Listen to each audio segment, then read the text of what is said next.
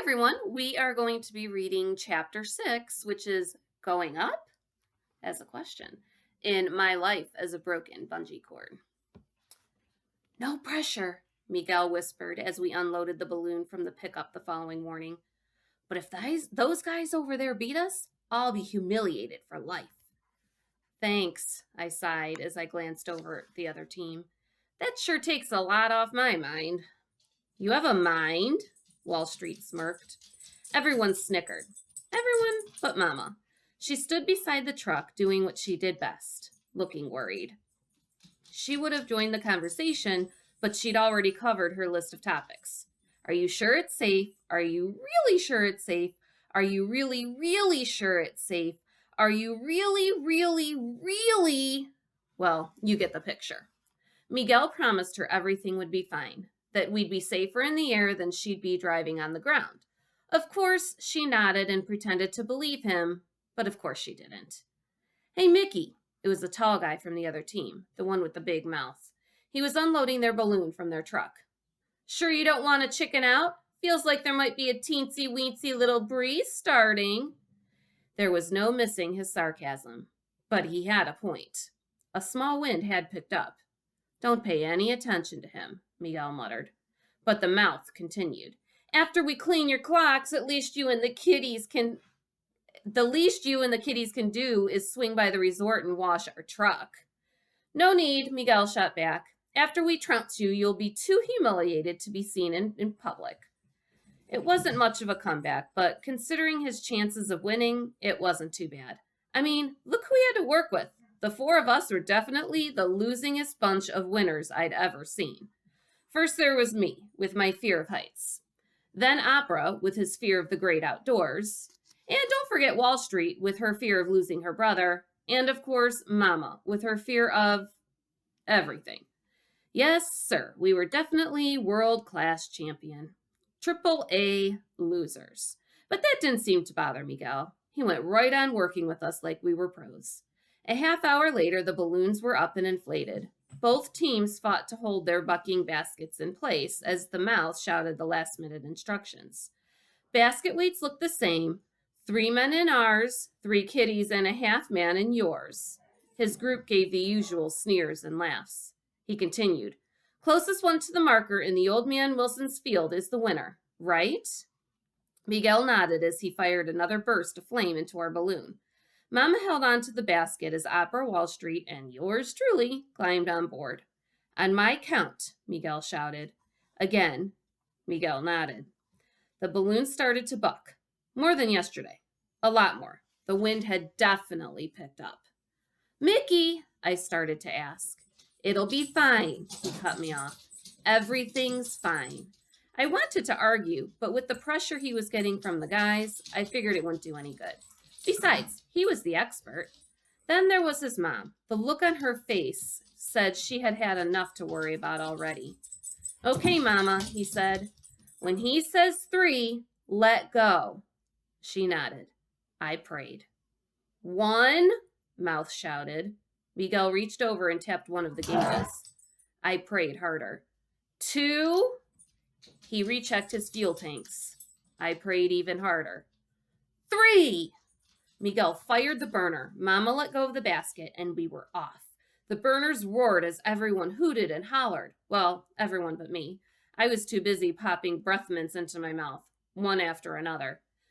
At first, everything went smoothly. This is incredible, Opera cried. Fantastic, Wall Street agreed. Being the seasoned pro, I pretended to yawn. Then I spotted a little sandbag with a yellow flag tied to it.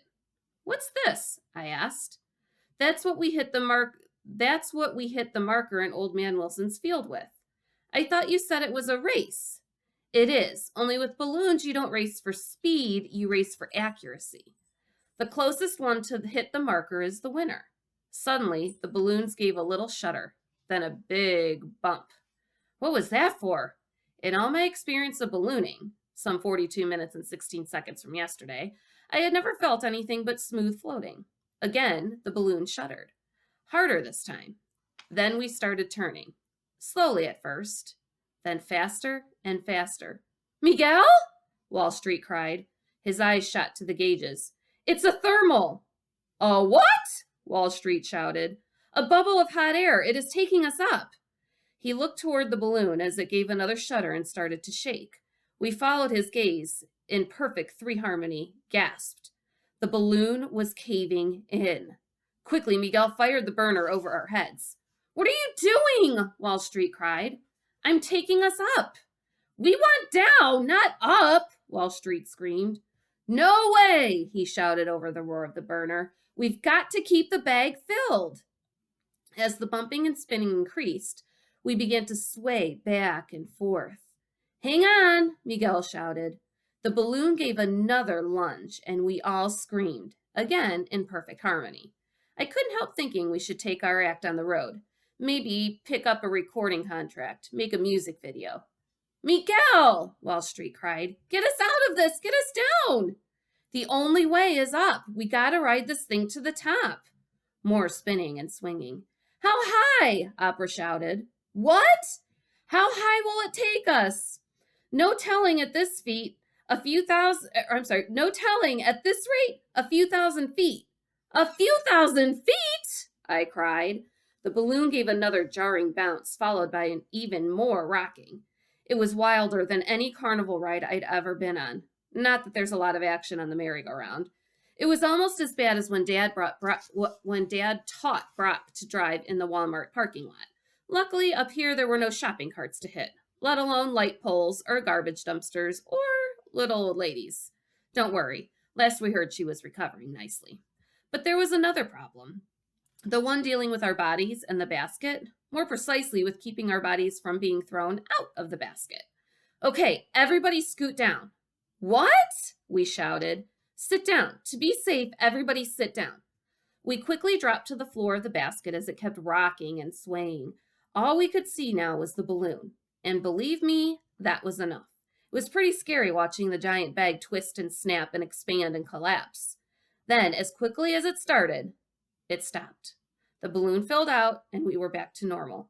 Oh, there were a few little bumps and turns just to remind us what a good time we'd had, but basically the white-knuckled fun was over. Finally, Miguel glanced down to us and nodded. We crawled back to our feet and looked over the edge. Not a good idea. Ever seen one of those pictures NASA takes of Earth from outer space? It could have been taken from our balloon. I don't want to say we were high, but we all kept ducking our heads just to make sure we didn't bump into the moon. You said there wouldn't be any problem, Wall Street accused. She was practically in tears. You said this would be safe. You're alive still, aren't you? Miguel snapped. I don't see anything bleeding. No broken bones. He had a point. Other than a few extra million gray hairs, we all look pretty much the same. Now it was time to get serious. Now it was time to evaluate our problem and ask the important questions. Opera took the lead. So, do you think we'll be back in time for lunch? Miguel gave him a look. I just hope we'll be back, period.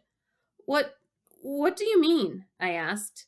That little thermal drove us up so high and fast, there's no telling what direction the winds below us are heading.